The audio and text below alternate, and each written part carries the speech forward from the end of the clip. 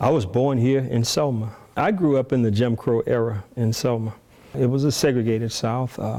As an example, we knew that we couldn't go to the local restaurant and sit down and have a meal. We had to go to the back door and order a hot dog. We knew we couldn't sit on the ground floor of the movie theater. We knew we had to sit up in the crow's nest. There were basic tenets of life that we knew was different.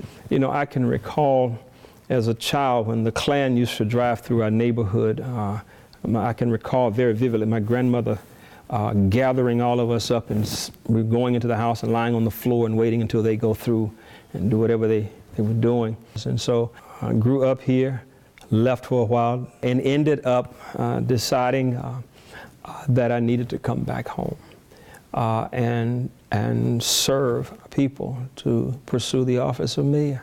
To take you back to 1992, because that was the first time I ran.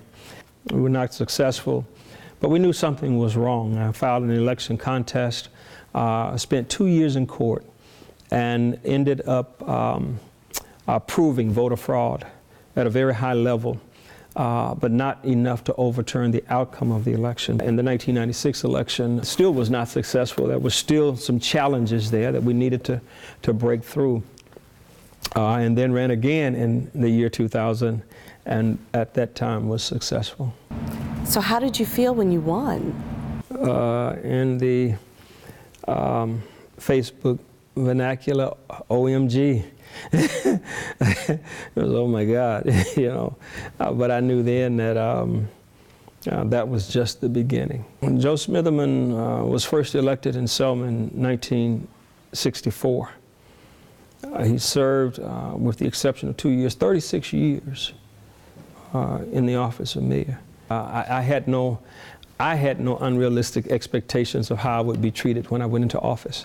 And I know that many people had unrealistic expectations of what could be achieved in a short period of time. And change is hard. And the kind of transformative change that we need in our community could be even harder. I am very pleased with the progress we made while I was in office. We got the unemployment rate down into single digits and sustained it for the time I was in office. So what do you think is your legacy? I don't know. I think that's yet to be determined. Before I was elected into office, you found very few people who had the political courage, the political will to challenge Joe T. Smith. What would you like your legacy to be? That I came through and I served some people and I helped some people along the way.